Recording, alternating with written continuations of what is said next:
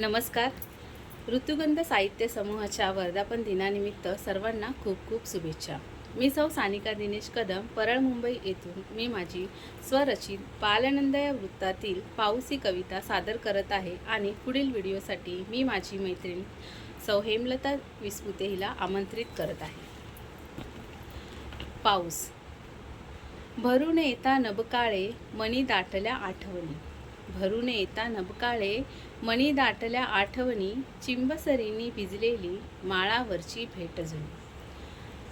वळणावरच्या वाटेवर मादक चाफा फुललेला, वळणावरच्या वाटेवर मादक चाफा फुललेला, पानावरच्या थेंबांनी जणू चेहरा खुललेला, पानावरच्या थेंबांनी जणू चेहरा खुललेला.